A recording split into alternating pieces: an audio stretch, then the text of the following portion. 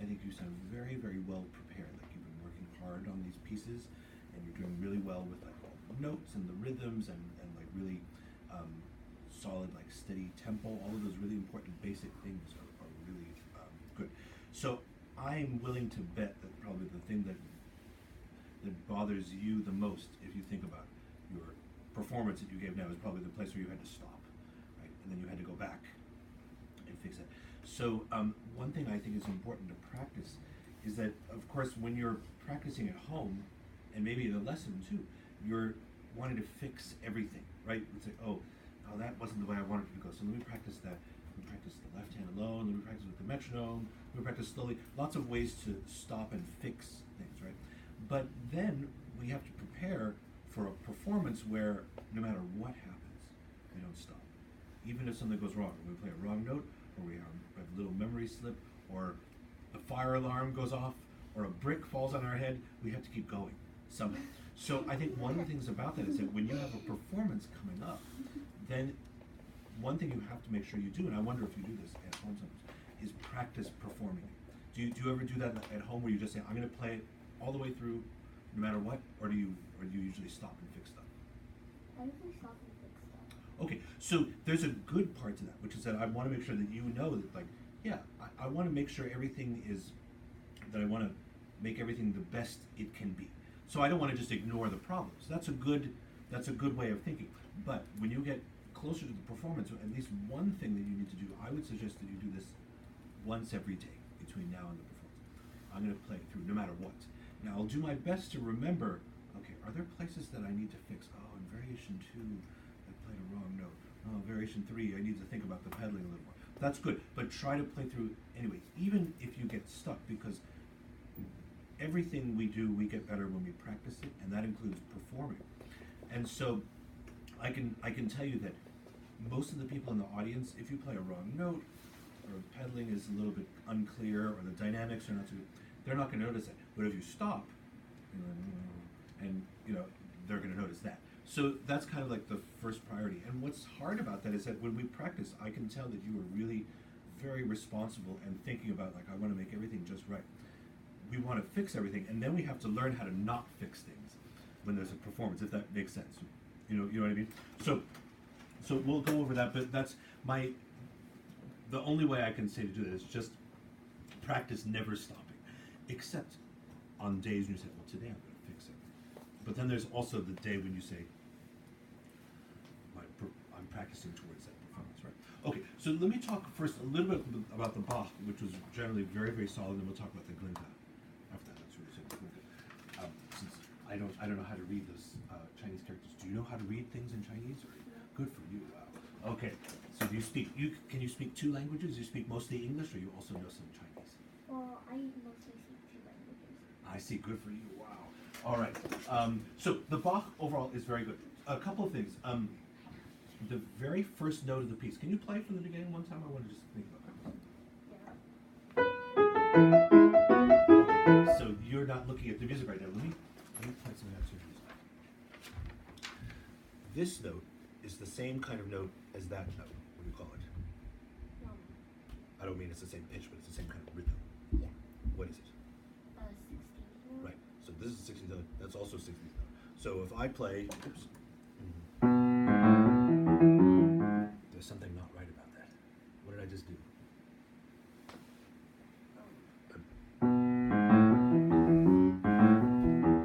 Something wrong with that note. Like it's longer than it's supposed to? Yeah, I just played the way you played it. So can we play?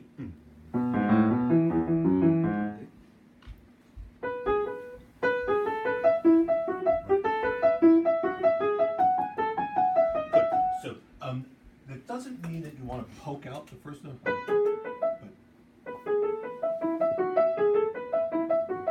but whatever it is, it's a 16th note. Okay, same thing.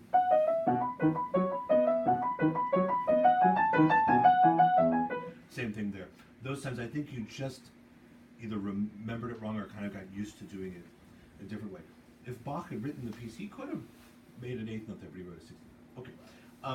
Most of the time, you're really steady with the tempo, which is important, but there's a couple of places where you get a little bit, where the tempo starts to change.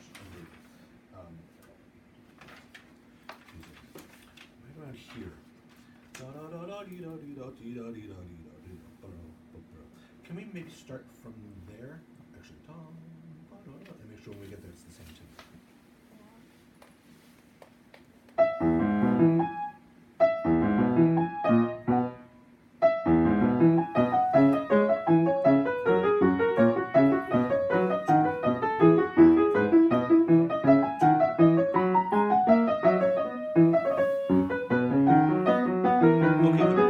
That time was fine.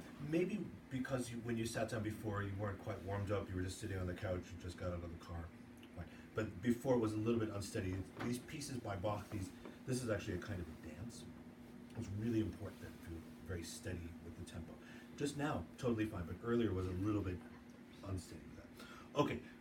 Now, one place, however, where I think it should not be, where the tempo can change, is the very, very end. I think you can help us understand that it's the end of this movement. So, dee da dee da da da da da bum bum bum pum. Can it sound a little bit more like the ending of something? In fact, this is only the first movement of a piece with 6 or 7 movements. But can we go from? How about from there?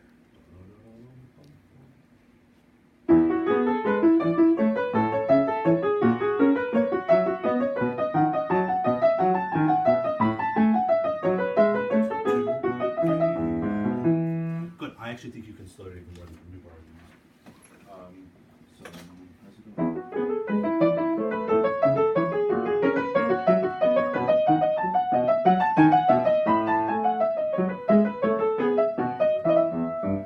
I played a wrong note. I played a funny note, but the timing was good. So that we really feel like that's the end of something. Do you notice how much I slow down? Especially go 1, 2, 3. I make it constant. So can you try one more time? How about the same place from there? Yeah. 1,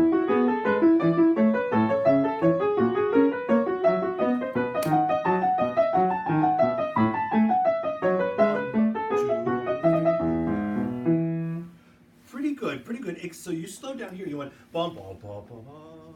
But then you thought, oh, I'm done slowing down. Dum bum bum bum bum. It keeps slowing down, I don't know if this makes sense, during this note. Even though you think, well, I'm done. The note's not done until here. So, bum, bum, bum, bum, bum. Okay?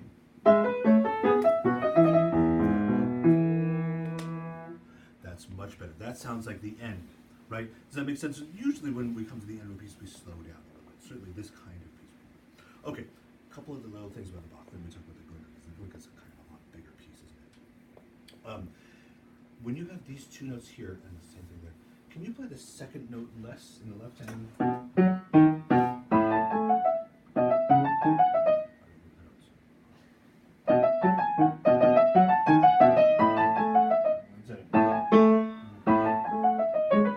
So, does it make sense? Play a little diminuendo on that? Can we try? How about just... Yeah. So the first A... Oops. Right, second A less. Dum. Let's try with both hands and maybe you'll hear that.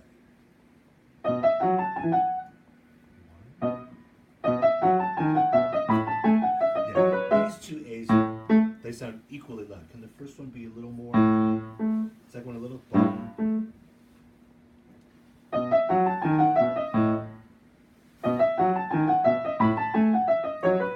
It's not bad. I think you need to do a little more. I don't know if you've ever heard this word before. Do you know what it means, like phrasing? Maybe you've never heard that. Oh, that's okay. So, in music, we have like what are kind of like sentences, like speaking, and trying to decide which word in a sentence is the one you want to emphasize the most. So today, I heard a pianist named Claire. The loudest thing in that sentence is, or I could say, today I heard a pianist named Claire, right? Which is the most important note? Depends on what you want to say. In this case, I think the first note louder than the second. Can we try?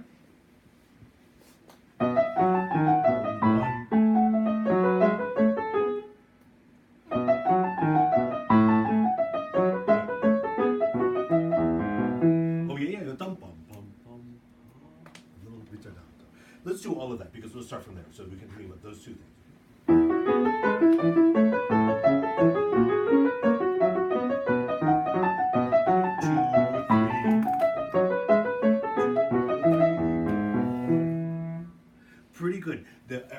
liked this a lot.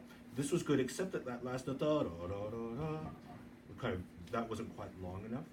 So we're not going to do it again, but I just want to make sure you think about that the ritardando continues until there, if that makes sense.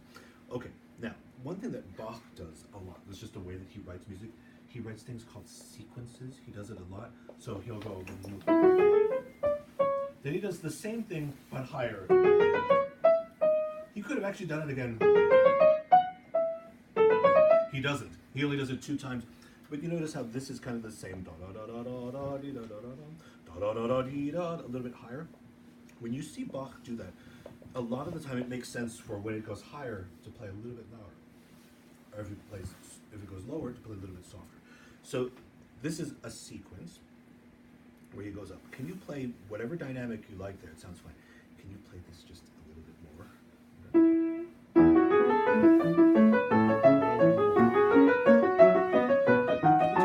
If you did it, it was very subtle. So maybe let's even write this. Maybe we'll call this mezzo piano. I mean, this one, we'll try to do mezzo forte. Can we try?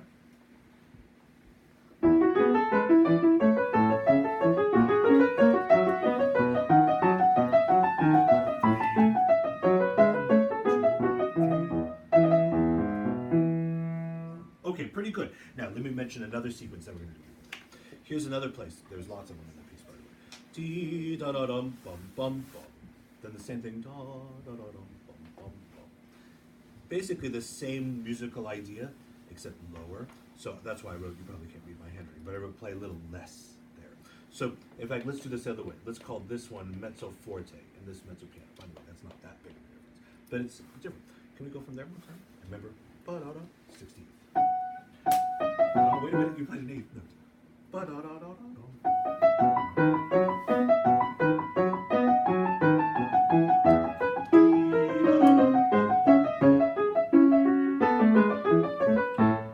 I couldn't really tell the difference.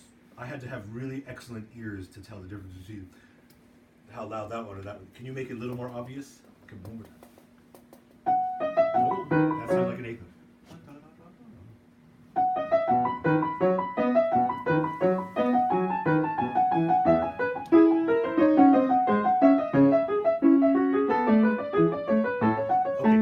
Not bad. Let me try once. Let me see. I haven't played this piece in a long time. Let's see if I can play it in the right notes.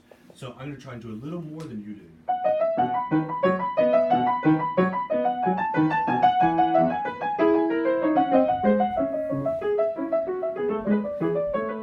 had some trouble with the notes, didn't I? But did you notice that I played softer in that place? Can you do as much as I did? Can we try the same place? And unlike me, you can play the right notes.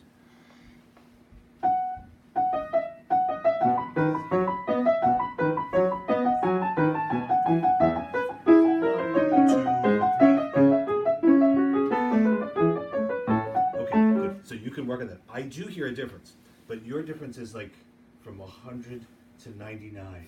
Can you go from like 100 to 90 or 85 or something like that? So I'm not going to make you do it now, but when you practice it at home, okay? So really listen to that. One thing about Bach, unlike Glinka, is that Bach almost never writes dynamics in his music. That doesn't mean it doesn't need dynamics. It's just that in those days, people didn't tend to write it as much.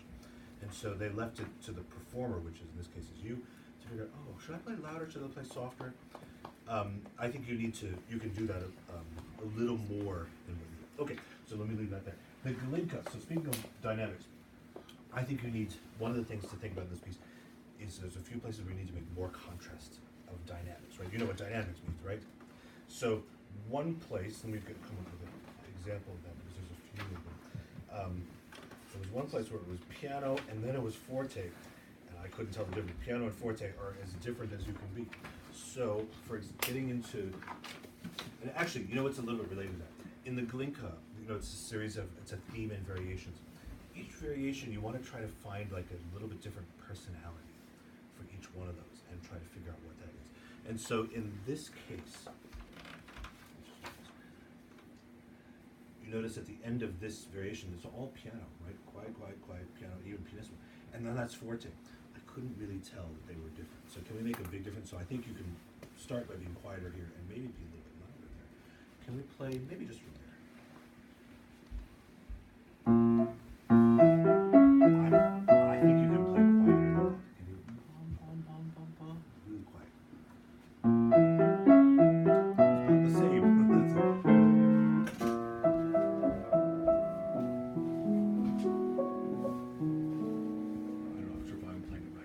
we try really quiet?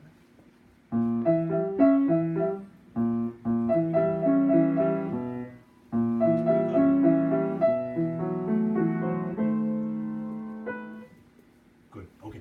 Okay. So that's good. We're going to go on in a minute. So let's do that again. And when you start here, really, totally different as you can be from pianissimo to forte. Right?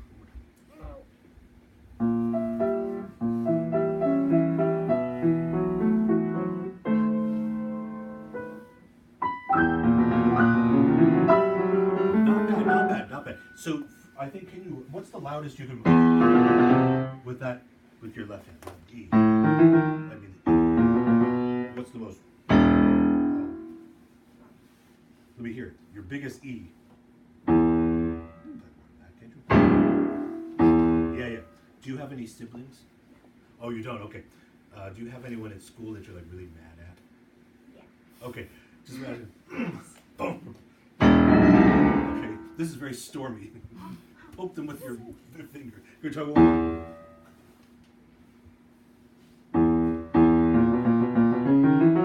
Okay, good. Okay, so both ends.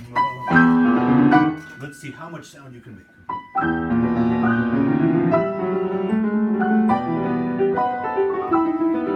Okay, good. Yeah, because this one is really stormy. I don't know if it's angry, but it's very impassioned, right? That's why I asked you if there was anybody mad. I asked about a sibling because usually people have some, like, they're usually mad at their brother or sisters. Okay, can we do one more time? So we can hear a big difference one more time.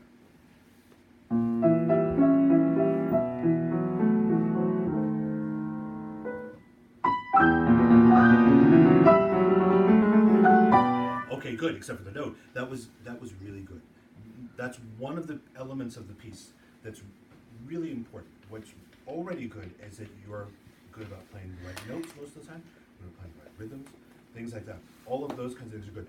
Let's also make sure that you bring out the dynamics more, especially now. Of course, those things you have to do those other things first, but now you need that. Okay, that's one thing, and you might practice it. You probably always practice it without the music now, don't you? Because you have it memorized, or do you sometimes practice with the music in front of you? Yeah. Sometimes. Okay, good. So when you do that, make sure that you look for the dynamics a little more. You might not be remembering them in some cases. Another thing that comes up a few times in this piece is that there's places where you need to think more about the balance between the melody and the accompaniment. Do you know what that means when I say the balance? Yeah. Can you explain it? Like the part where it's like the melody and the part where it's like the other stuff.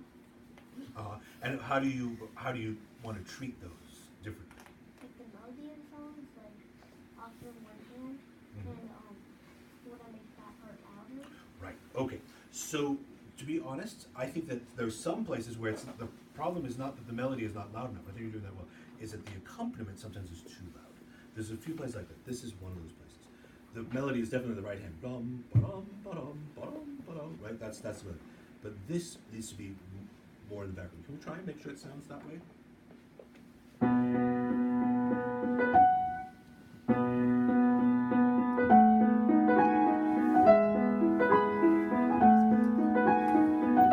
Okay, so I have good news and also a little bit of bad news. The good news is that definitely I heard the melody more clearly.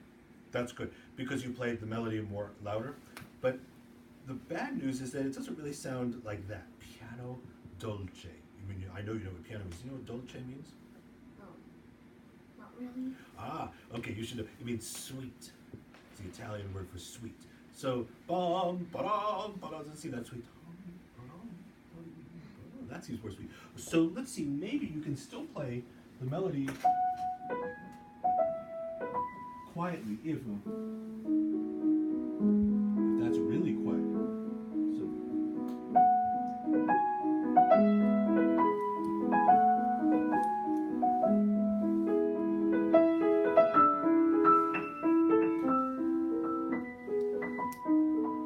So I'm playing the right hand quietly, the melody, because because my accompaniment is even softer. So in fact, let me rewrite this.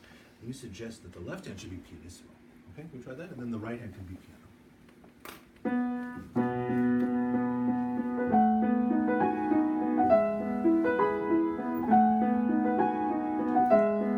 That's great. Yes, yeah. And one of the things, this is one thing that when you play the piano, do you play any other instruments by any chance? Yeah. Which other instruments? Clarinet. Play the clarinet. Okay, when you play the clarinet, you might have the melody, you might have the middle voice, you might have an accompaniment, but you usually have one job. But when we play the piano, you have a lot of jobs, and so you have to do both of those things. You have to, so you got the melody and you have the accompaniment. So that's one thing that we always have to think about as pianists is how do the different parts relate, because we usually have to juggle, do more than one thing at once. Okay, so this is the place that troubled you. So like I said, the main thing is no matter what happens, just keep going. But can I hear you play that one time? Let's start from there.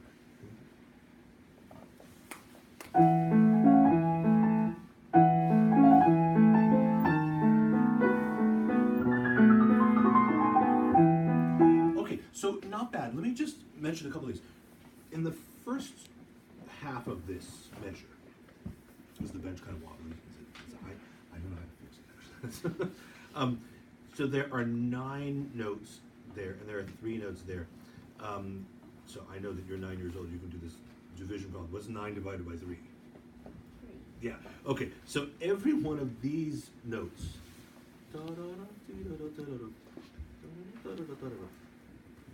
There's 3 of those per one of those, right? So that's easy to line up.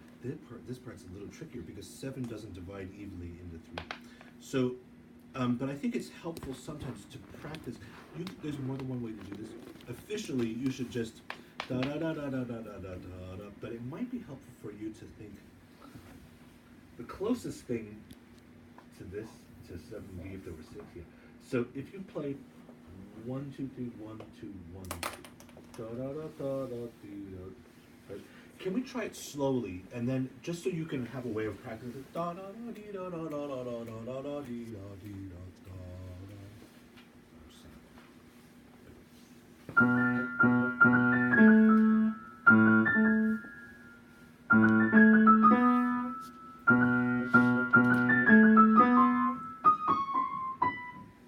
Let me stop you for a second. If you play it wrong one time, it's okay. Play it wrong 2 times, maybe okay, you can just try it again. But certainly after you played it like 3 times and it's not right, we have to find a different way to do it. Like, let me just practice the right hand alone, the left hand alone, or practice it slowly or something. Because if you keep playing it like not quite right, but over and over again, you're actually going to build up that habit. So can we just try the right hand bites? Da da da dee da da. Keep going.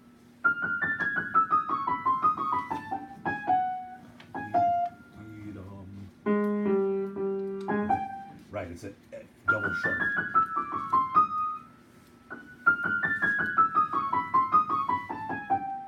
Okay, so some of these notes are going to have to be slower than those, because this is a 7 and that's 9. So what I would suggest is a way to practice it for the moment.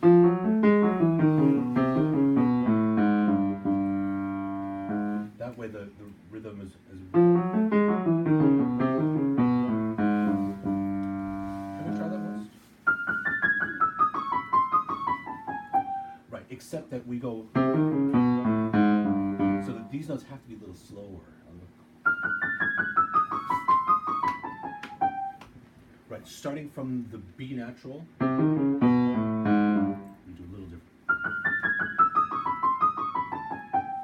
Let me try once, let me show you. If I were to do a practice with the metronome, Yeah. a lot or a little bit or sometimes or something. A lot. Okay, good. So I would definitely practice this with this way.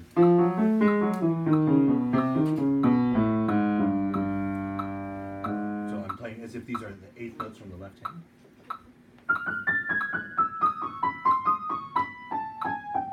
Yes, right. Can we do that one more time without the left hand? Then we're going to try putting the left hand there. Good. Can you add the left hand to it?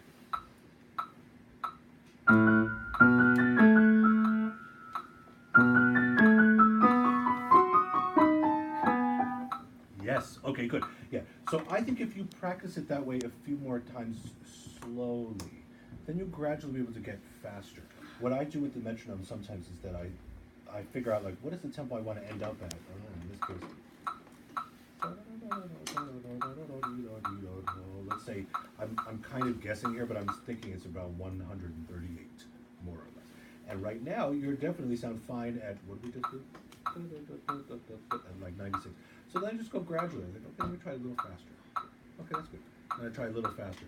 And then I gradually get to the tempo that I want it to be at. Does that make sense? But in general, I think you're already doing really well with this. One other comment, then I think I need to move on to the next person. But one other quick comment is that most of the time, your pedaling is good. Once in a while, when you change pedal from one place to another, you haven't quite cleared all of the sound from before. So make sure that you have really clean pedaling, okay? Like at home, my piano kind of like goes down a little bit, so it's easier for me to do like that. Like on this piano, it goes a little bit like further. So you bring up an excellent point. That one thing that we have to deal with when you play the piano, also unlike the clarinet, is that wherever you go, you have to play on the piano that's there, unless you get to bring your own piano. So one thing we have to learn how to do, and it's really hard to learn this, is to learn how to play on different pianos and somehow, and you're right, because every piano is different. It could be the pedals different. There's lots of other things that feel different on every instrument. So you practice at home, then you play at your teacher's house, probably, right? Sometimes you go and you play there, and where else do you play sometimes? Nowhere else? Yeah, pretty much. Yeah, so today you play on this piano. Try to find a chance to practice this piece on different pianos. Whenever you can, you say, oh, can I come over to your house and practice this piece on your piano? Because by the time you've played this piece on like 4 different pianos, the 5th piano won't be a big deal. But it's like when you play, like if you've only practiced it at home and then you practice on a different, it's like, oh, this feels so different I now. think I always played on 4 different pianos. Okay, that's good. Well, so then maybe you need 5, so that you don't get, so that it doesn't bother you the pedaling. So the more that you do that, the quicker you're going to get at being able to adjust to a different. That's just one of the challenges for pianists. It's different when you have an instrument like the clarinet or the violin or whatever you can carry with you everywhere, and you get used to how does your instrument work. It's one of the things for us as pianists. It happens to me too. I practice on this piano, and then I go and I have to play somewhere else. I think, oh, I feel like I don't know this piece on another piano. So I try to practice in different places whenever I can. Just and of course I have another piano, so I can practice on those 2 different pianos. Sometimes I remember to do that. Okay, good. All right, sounds great, Claire. Nice to meet you. Nice to hear you. Okay, we can do this, and then we